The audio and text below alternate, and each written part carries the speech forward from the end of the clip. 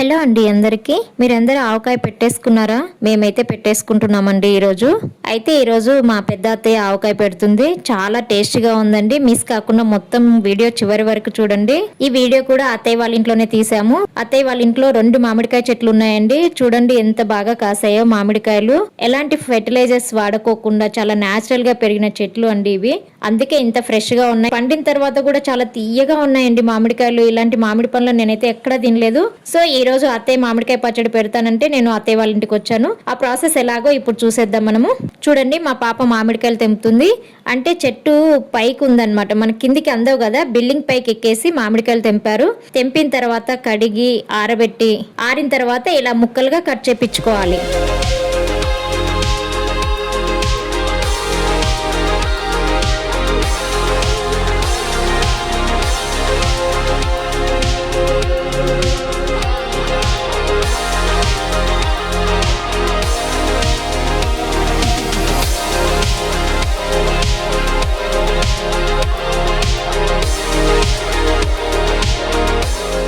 చూడండి ముక్కలు కూడా చాలా కరెక్ట్ గా ఉన్నాయి. అంటే పెద్దగా లేకుండా చిన్నగా లేకుండా కరెక్ట్ గా ఉన్నాయి మామిడికాయ ముక్కలు కూడా. సో ఇంటికి తెచ్చిన తర్వాత వాటిని ఇలా క్లాత్ పైన ఆరబెట్టేసాము. ఈ లోపు మనం వెల్లుల్లిపాయల్ని కడిగి ఆరబెట్టేసుకోవాలి. అలాగే ఉప్పును కూడా మనం ఎండలో కాసేపు ఆరబెట్టుకోవాలి. ఇప్పుడు ముక్కలన్నిటిని తుడుచుకోవాలి. అలాగే జీడి ముక్కలు, దానికి ఉన్న వైట్ లేయర్ ఒకటి తీసేసేసి ఈ ముక్కలన్నీ ఆరిన తర్వాత ఒక గిన్నెలోకి వేసుకొని అలాగే నువ్వుల నూనె వేసుకోవాలి. నువ్వుల నూనె అయితే పచ్చడికి చాలా బాగుంటుందంట. అత్తయ్య చెప్తుంది. నేను ఎప్పుడైతే పల్లి నూనె వాడతాను. సో అత్తయ్య నువ్వుల నూనె తోటి ఆవకాయ పెడుతుంది. చాలా టేస్ట్గా ఉంటుందండి. చూద్దాం అది ఎలాగో మనం కూడా.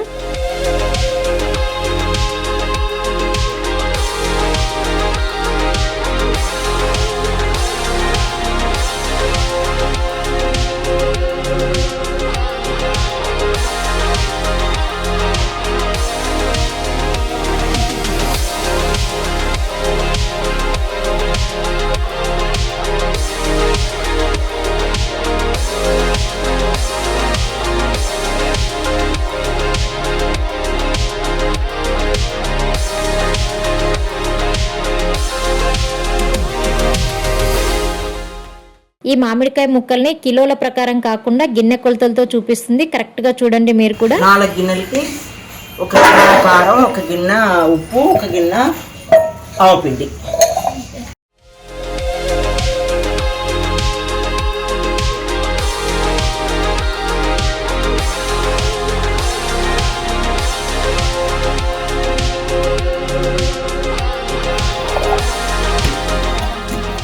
ఈ మామిడికాయ ముక్కలన్నీ 6 గిన్నెలు ఉన్నాయి ఈ గిన్నెతోటి. ఇప్పుడు ఈ మామిడికాయ ముక్కలకి సరిపడా నూనె వేసుకోవాలి. చూడండి ఈ ప్యాకెట్ కట్ చేసి మనము నువ్వుల నూనె మొత్తం ఈ మామిడికాయ ముక్కలకి కలిపి పెట్టేసుకోవాలి. అంటే ఇలా కలపడం వలన సంవత్సరం పాటు ముక్క గట్టిగా అలానే ఉంటుందంట. అంటే కొత్తగా పెట్టిన ఆవకాయ లాగానే ఉంటాయంట మామిడికాయ ముక్కలు. సో ఇలా కలిపి పక్కన పెట్టేసుకుందాం వీటిని. కారము, ఆవ పొడి, ఉప్పు ఇవన్నీ 3 మ్యాంగో తీసుకున్నామండి. మీరు కూడా ఇవే తీసుకొని కలపండి. చాలా టేస్టీగా ఉంటుంది. ఎందుకంటే మనం ఇంట్లో పట్టించిన కారం పొడి వేస్తే కారం ఎక్కువ తక్కువ అవుతుంది. సో ఇదైతే కలర్ బాగుంటుంది, టెక్స్చర్ బాగుంటుంది, టేస్ట్ కూడా చాలా బాగుంటుంది. మళ్ళీ ఇంకొక గిన్నె తీసుకొని 6 గిన్నెల మామిడికాయ ముక్కలు ఉన్నాయి కాబట్టి 1.5 కప్పు మనము కారం వేసుకుంటున్నాము. అంటే 4 గిన్నెలకి 1 గిన్నె కారం అన్నమాట. సో అలా క్వాంటిటీ తీసుకోవాలన్నమాట. 4కు 1. ఓకే, ఇది 1/2 కిలో మళ్ళీ ఎక్స్ట్రా. మనం 2 ఎక్స్ట్రా వేసాం కదా, 2 గిన్నెలు ఎక్స్ట్రా వేసాం కాబట్టి ఇది కొంచెం. ఇప్పుడు 1.5 గిన్నె మనం కారం తీసుకున్నాం కాబట్టి 1 గిన్నె ఉప్పు వేశారు. అలాగే 1.5 గిన్నె ఆవ పొడి.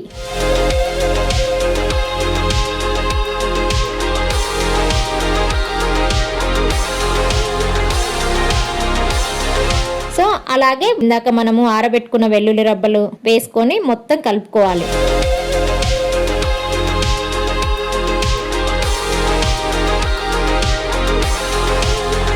నెక్స్ట్ ఒక గుప్పెడు కాబోలి శనగలు. ఈ కాబోలి శనగలు వేయడం వలన పచ్చడి కొంచెం మగ్గిన తర్వాత ఆ నూనెలో ఆ ఉప్పు కారంలో మగ్గుతాయి కదండి. పచ్చడితో అన్నం తినేటప్పుడు చాలా టేస్ట్గా ఉంటాయంట ఈ శనగలు కూడా. నేనైతే ఫస్ట్ టైం చూస్తున్నాను. ఇక్కడ మెంతిపిండి కలిపామండి. ఆ క్లిప్ మిస్ అయింది. 50 గ్రామ్స్ మెంతిపిండి వేసుకోండి. ఇలా ఉప్పు కారం ఇవన్నీ కలిపిన తర్వాత ఇందాక మనం నూనెలో వేసుకున్న మామిడికాయ ముక్కల్ని ఈ ఉప్పు కారం పట్టించేసి అంతా ఒక డబ్బాలో స్టోర్ చేసుకోవాలి.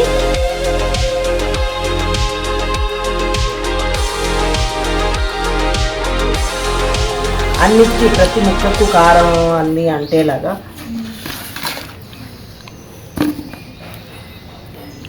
ఇప్పుడు డ్రైగా కనబడుతుంది కదా నీకు. ఇది 3 రోజులు అవ్వంగానే దీన్ని ఊట బయటకు వస్తుంది కదా, మంచిగా కనబడుతుంది అనుకో.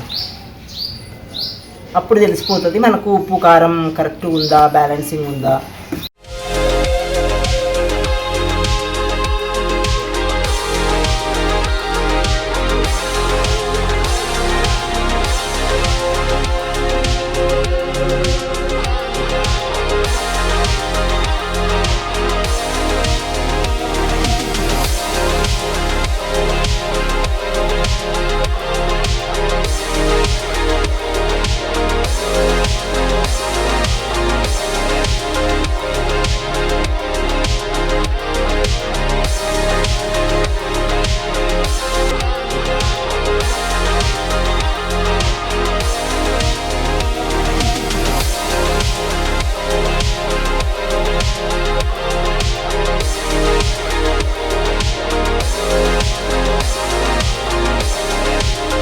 చూడండి, లాస్ట్లో మొత్తం డబ్బాకంతా ఎత్తి పెట్టిన తర్వాత అత్తయ్య దిష్టి తగలకుండా దిష్టి తీసేశారు.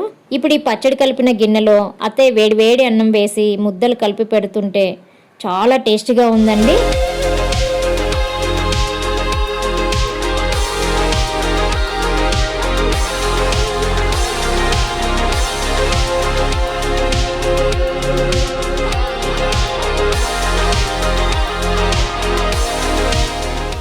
సో ఇది ఇంకా నెక్స్ట్ 3వ రోజు అండి. చూడండి, ఇప్పుడు ఈ పచ్చడిని కలపనికి నాకు ఈ డబ్బాలో రావట్లేదు కాబట్టి నేను ఒక టబ్లోకి వేసి కలుపుతున్నాను.